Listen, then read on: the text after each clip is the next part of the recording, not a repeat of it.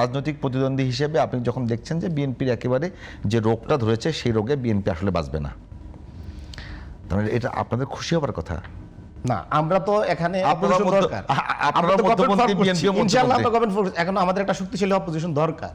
হ্যাঁ, আমরা বিএনপি কি শক্তিশালী একটা অপোজিশন দেখতে চাই, মানে এটা পার্লামেন্টে হোক রাজপথে হোক শক্তিশালী হেলদি একটা অপোজিশন আমাদের লাগবে। শিশির, এবং এটা বিএনপি কে আমরা মানে নাসিরউদ্দিন পাটোয়ারি কিন্তু শুরুর দিকেই বলেছিল যে এনসিপি এতগুলো আসন পাবে, আপনিও কি ওই রকম বলছেন নাকি ডাটাবেস? আপনি কি এনসিপি তো রাজনীতিটা মাত্র শুরু করলো 1.5 বছরে, এনসিপি কে আরো সুযোগ দেন, 1.5 যুগ দেন, 1.5 যুগ পরে এনসিপি একটু মূল্যায়নটা করেন ইনশাআল্লাহ। আপনার টার্গেট পিপল কারা?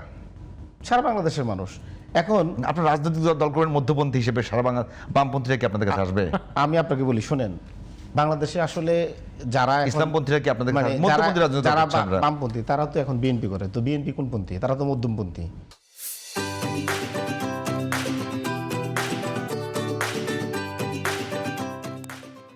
আমরা কি মধ্যপন্থী ছেড়ে আসবে? আবার বামপন্থীরা আবার মাঝে মাঝে হজ করে, তাহলে এরা কোন পন্থী? ইসলামপন্থী। এই বাংলাদেশে আপনি যদি জনগণের সুশাসন দিতে পারেন, স্বচ্ছতা জবাবদিহিতার জায়গা রাখতে পারেন, এটা হচ্ছে একটা কল্যাণ রাষ্ট্রের মতো একটা ভালো একটা মানে আমাদের রাষ্ট্র হবে। এই জায়গায় আমাদের যথেষ্ট। আমি মনে করি আপনি যদি ইনসাফ, সুশাসন এগুলো নিশ্চিত করতে পারেন, কোন পন্থী it doesn't matter.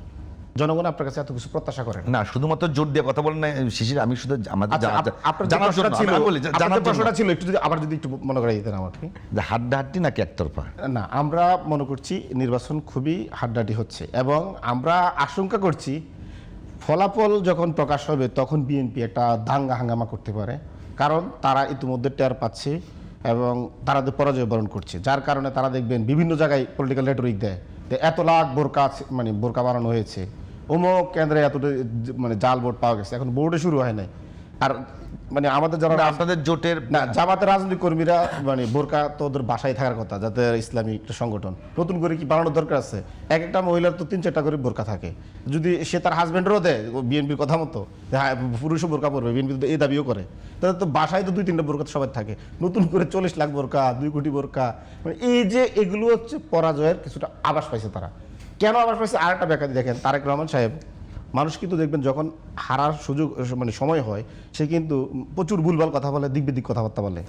Tarique Rahman সাহেব দেখেন, উনার প্রতি শ্রদ্ধা রেখে বলি, উনি আমাদের আন্দোলন সংগ্রামের নেতা।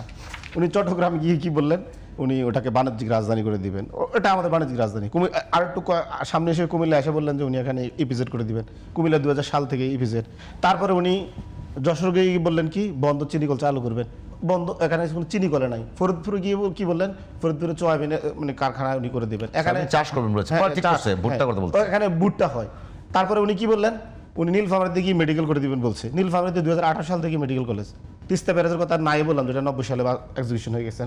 এটা কিসের লক্ষণ?